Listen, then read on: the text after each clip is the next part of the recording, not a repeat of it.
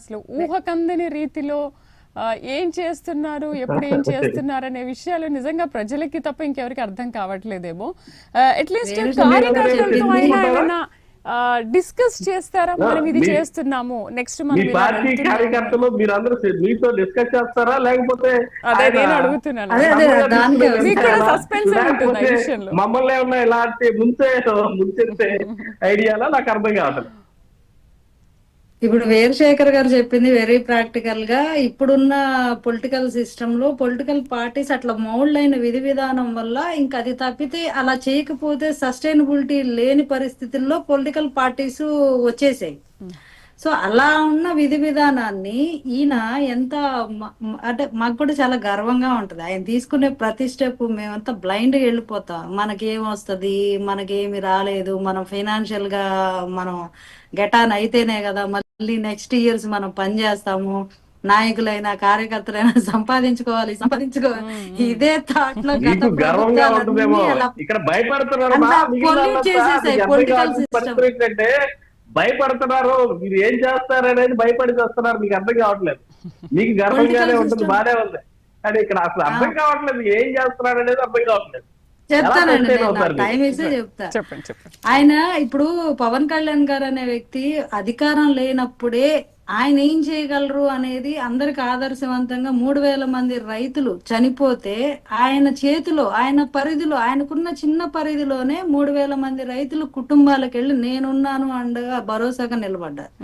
ఒక కరోనా టైంలో oxygen cylinders దగ్గర నుంచి కూరగాయల దగ్గర నుంచి ప్రతి ఒక్క జన సైనికుడు 100 రూపాయలు సంపాదించుకునే జన సైనికుడు కూడా 50 రూపాయలు ఖర్చు పెట్టి పక్క వాళ్ళ గురించి ఆలోచించే పరిస్థితిని, అంటే అంత ఆలోచన విధానాన్ని, ఒక సమాజ సేవ చేయాలి అనే ఒక దృక్పథాన్ని, ఒక 100 రూపాయలు ఉంటే ఏ బీరు తాగుదామో బిర్యానీ తిందామో అనే యువత, అలాంటి యువత అదే 100 రూపాయలు ఉంటే ఆ ప్లాట్ఫామ్ మీద ఉన్న వాళ్ళు దుప్పడు కొనిద్దాం, లేకపోతే వాళ్ళని ఏదన్నా మంచి బట్టలు కొనిద్దాం, లేదా వాళ్ళకి పర్మనెంట్ షెల్టర్ ఏదన్నా చూద్దాం, ఇలా ఆలోచించే దిశగా ఆయనకున్న అభిమాన గణాన్ని, అభిమాన వర్గాన్ని అలా తయారు చేశారు. ఆయన సమాజ సేవకి, దేశ సేవకి తయారు చేశారు.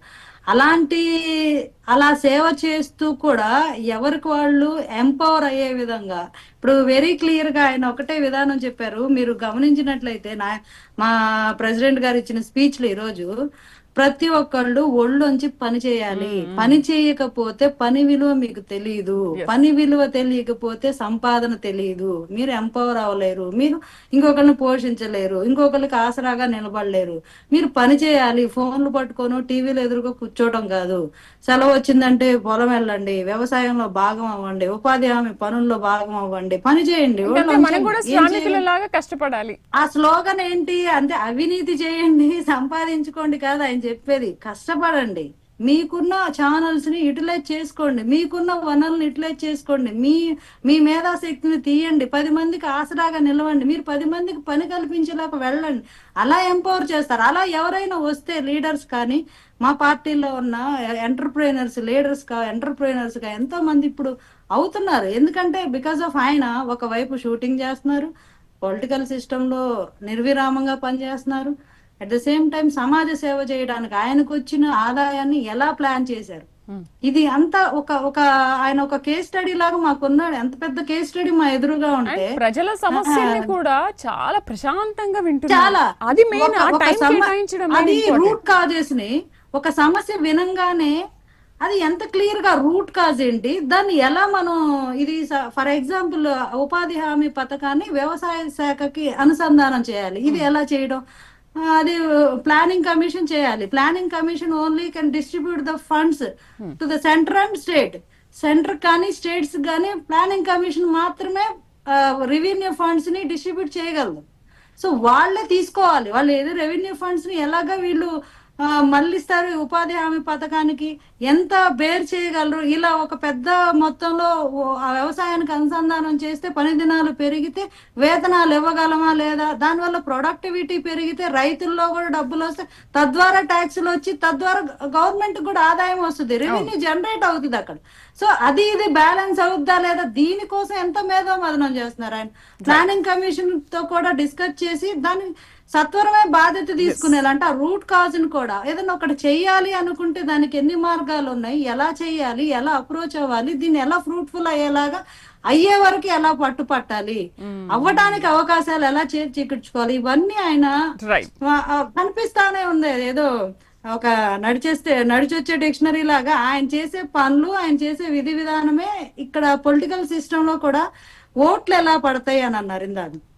ఒక గ్రామంలో పని లేక బాధపడే వాళ్ళకి పని దొరికినప్పుడు, పశువులు పెంచుకునే వాళ్ళకి ఆ పశువుల ద్వారా ఆదాయం పెరిగిన రైతుకి, పంటలు పండించుకునే ఈ ఉపాధి హామీ గనక వ్యవసాయానికి అనుసంధానం చేసే రేపు రైతు ఎలా బాగుపడతా ఆ రైతు, ప్రతి గ్రామంలో రోడ్డు లేని గ్రామాల్లో రోజు ముళ్ళు గుచ్చుకొని నడిచి రోడ్డు లేక ఏదైనా తెచ్చుకోవాలన్నా వాళ్ళు ట్రాన్స్పోర్ట్ లేక ఆ బరువులు ఎత్తుకొని ఆ చిన్న చిన్న లోనాల మీద వాటి మీద ప్రమాదాలకు గురయ్యి ఇలా ట్రాన్స్పోర్టేషన్ లేక ఇబ్బంది పడే వాళ్ళకు కలిగిన సౌకర్యంతో వాళ్ళ బుర్రల్లో ఆలోచన కలగదా, ఎవరు ఇదంతా చేశారు, ఎవరి వల్ల అయ్యింది ఇది, ప్రతి ఒక్కళ్ళకి ఆలోచన వస్తుంది, మారుతున్నారు. ఇప్పుడు ఏదో డబ్బులు ఇచ్చాము ఓట్లేస్తామనే పరిస్థితి పోయింది. అలాంటి పరిస్థితి ఉంటే కూటమికి ఆ నోట్లు పడవు. ఎందుకంటే వైఎస్ఆర్సీపీ పార్టీ ఖర్చు పెట్టినంత ఏ పార్టీ ఖర్చు పెట్టలా గత ఎన్నికల్లో. ఒక్కొక్కరికి 5,000 10,000 ఇష్టానుసారంగా డబ్బు పంచారు, ఆయన గెలిచారు. So awareness is very important అండి. పవన్ కళ్యాణ్ గారు ప్రతి ఒక్క మానవ ఆలోచన విధానాన్ని మారుస్తున్నారు, సరి చేస్తున్నారు కరెక్ట్ గా. ఎందుకంటే ఒక రకంగా ఒక మూస ధోరణిలో వెళ్తున్న ఒక పొలిటికల్ సిస్టమ్ ని ఒక బాధ్యతాయుతంగా జవాబుదారీతనంతో పొలిటికల్ సిస్టమ్ ని సెటరేట్ చేశారు ఒక రకంగా చెప్పాలండి. రవికిరణ్ తో మాట్లాడదాం. రవికిరణ్ గారు, ఉపాధి శ్రామికులకు